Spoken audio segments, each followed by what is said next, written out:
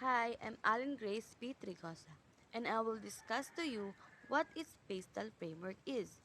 A pastel framework is a model that provides a relatively straightforward way to scan, monitor, and evaluate the important external factors and trends that might impinge upon a firm.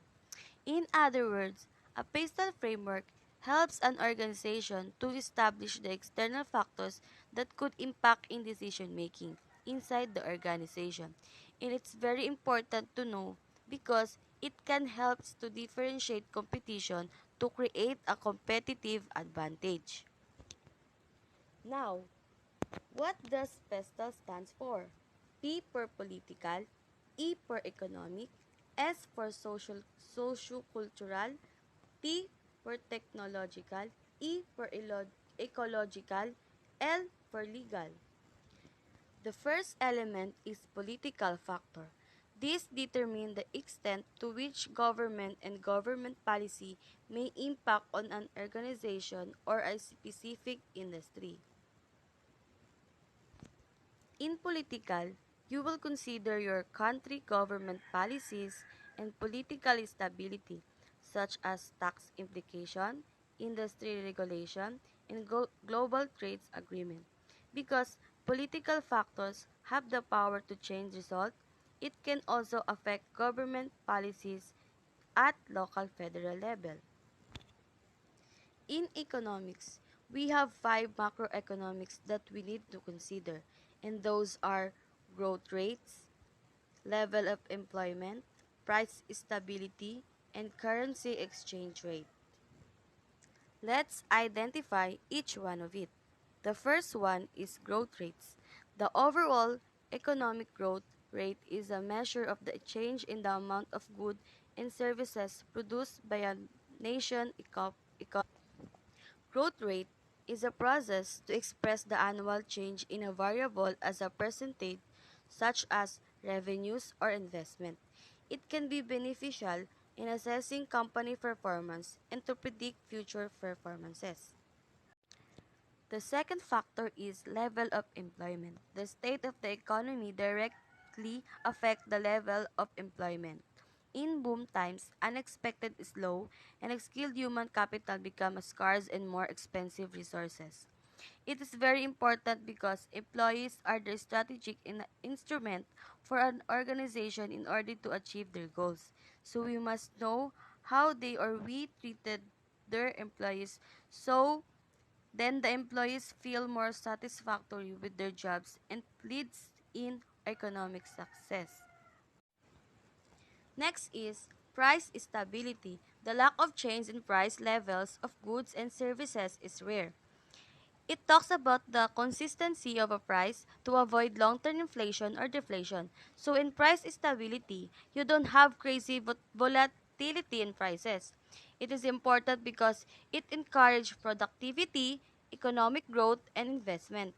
Inflation is too much money chasing too few goods and services. It has a big impact to our economy because if we create a lot of money, it can less the value and it make people lose trust in their money. Deflation in the overall price level. Deflation can also damage the economy. For example, if oil prices are steadily declining, you'll delay buying something, expecting it to cost less a week and even less a month later. So the company might decide to postpone its investment and the economy would suffer. Currency exchange rate. It is a critical variable. Why? Because it says that in business, it's not easy to sell or buy product outside the country because we have different currencies, so it means it is possible that your pricing is may change. Let's proceed on other factor, and that is sociocultural factors capture a society cultures, norms, and values because sociocultural forces not only are constantly in flux but also differ across groups. Managers need to closely monitor such trends and consider the application for firms' strategy.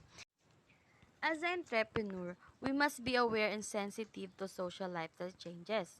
So you need to know who are your customer is and always prioritize what they need for you to serve them and also to gain profit. Next is technological factors. Capture the application of knowledge to create new processes and product.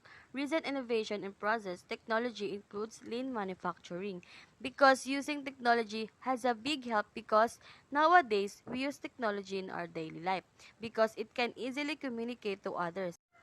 Using technology, it might be an opportunity or a threat of a company. So we must adopt appropriate technology that will strive to capture greater market share and develop a sustainable competitive advantage.